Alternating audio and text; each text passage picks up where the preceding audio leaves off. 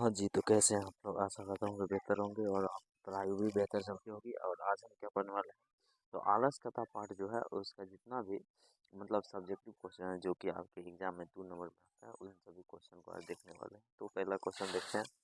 पहला क्वेश्चन है, आलस कथा पाठ में किसका वर्णन किया गया है? ये क्वेश्चन आपका लग गया कि आलस कथा पाठ में किसका वर्णन किया गया है।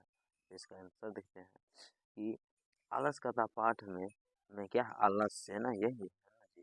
आलस्य का त्याग करने की शिक्षा दी गई है। मतलब आलस कथा जो पाठ जो है, इसमें किसका शिक्षा दिया गया है, तो आलस को त्याग देने की, मानवीय गुणों पर प्रकाश डाला गया है और दोषों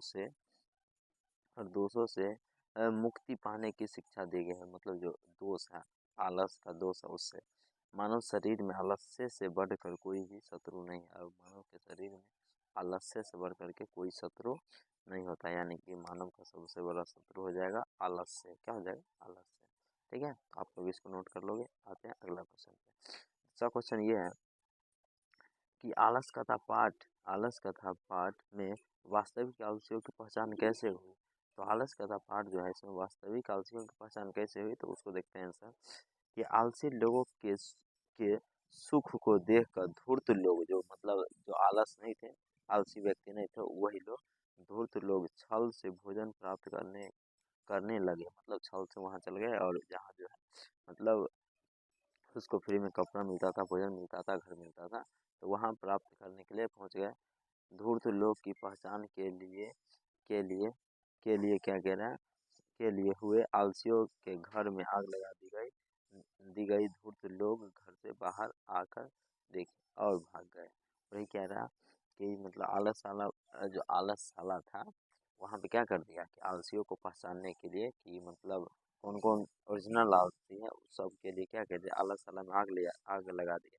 या जिसके डर से क्या हुआ, जो जो धूर्त आलसी सब था, वो क्या हो गया, वो सब मतलब भाग गए, और जो 4 आलसी थे वो बच गए। चलिए आते हैं अगला क्वेश्चन पे। 3 नंबर क्वेश्चन है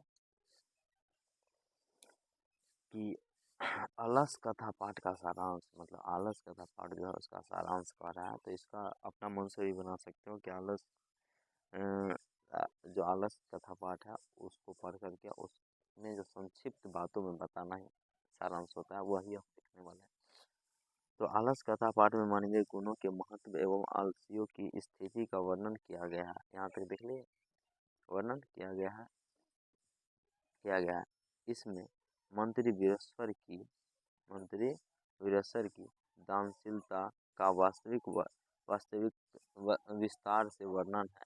वीरेश्वर गरीब, अनाथ और असहाय आलसियों को इच्छानुकूल भोजन व आवास एवं अन्य सुविधाएं अन्य सुविधाएं प्रदान करते थे। और लेखक के अनुसार इस संसार में आलसियों का जीवन सबसे अधिक कष्टकार है। वह अपनी भूख मिटाने मिटने ही नहीं जाने की स्थिति में भी हाथ पैर नहीं हिला सकते हैं। मतलब भूख इतना भी रहे, वो हाथ पैर नहीं हिला सकते हैं। इनका जीवन दया वानों पर निर्भर रहता है। ये मतलब कोई जो इसके ऊपर दया कर देगा उस पर ही निर्भर रहता है। और उनके बिना आलसी अपने जीवन की रक्षा नहीं कर सकते हैं। इसीलिए नीति शास्त्रों में आलस्य को मनुष्य का शत्रु कहा गया है। अतः हमें सदा आलस्य का त्याग करना चाहिए। चलिए इसको आप लोग क्या करोगे, नोट कर लोगे, जो कि बहुत ज़्यादा वीवीआई क्वेश्चन है, यहाँ से यहाँ तक। ठीक है, चलिए आते हैं नेक्स्ट क्वेश्चन पे। 4 नंबर क्वेश्चन ये है कि आलस्य कथा पाठ के आधार पर बताइए कि आलसी पुरुषों को किसने और क्यों निकाला। आलसी पुरुष जो थे उसको किसने और क्यों निकाला था, उसको हम देखने वाले हैं। तो इसका आंसर देखते हैं।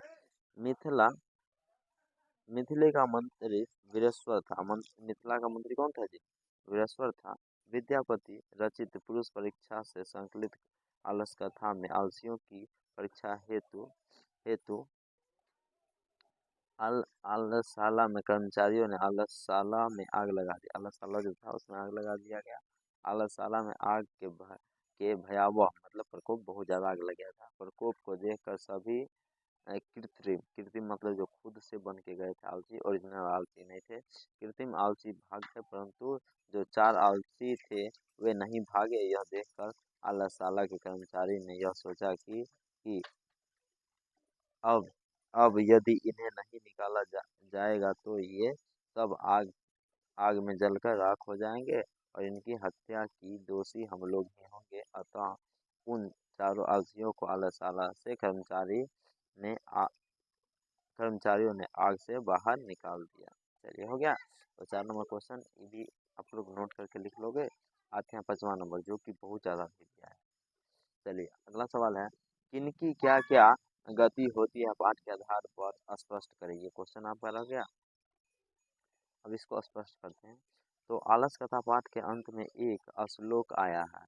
श्लोक आया जिसमें स्त्री, बच्चे और आलसी के गति का उल्लेख उल्लेख है और कहा गया है कि स्त्रियों का रक्षक पति होता है। मतलब स्त्री जो होता है उसका रक्षक कौन होता है? तो उसका पति होता है। बच्चों का रक्षक माँ होती है तथा आलसियों का रक्षक जो होता है रक्षक दयावान, जो दया करने वाले पुरुष होते हैं, दयावान पुरुष। और अतिरिक्त संसार में कोई नहीं होता है जो अगर दया नहीं करेगा तो आलसी लोग मारे जाएंगे। यही बात है। तो इसको भी आप लोग नोट कर लोगे और याद कर लोगे। ठीक है, बहुत ज़्यादा अच्छा क्वेश्चन है।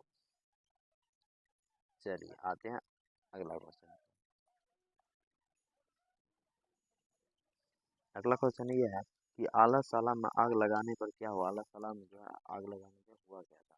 तो आलसशाला में आग लगाने पर आग को बढ़ते देख कर सभी धूर्त लोग भाग गए। इसके बाद कुछ आलसी, मतलब 4 आलसी थे, वो सब रह गए थे ना। वही ना बात हुआ था।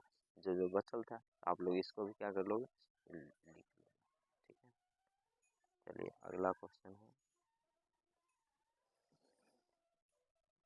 आलस कथा में सुखों का मूल किसे कहा गया है। आलस कथा में सुखों का मूल किसे कहा गया है।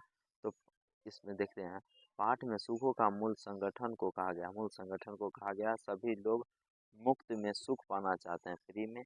कौन ऐसे जीव हैं जो अपनी अपनी जाति का सुख देखकर न दौड़ता हो। आलसी का स्वार्थ रचनात्मक भोजन, वस्त्र आदि प्राप्त करते हैं। जब उनके आलस का परीक्षा ली जाती है तब उनका भेद खुल जाता है। तो इसको नोट कर लेना।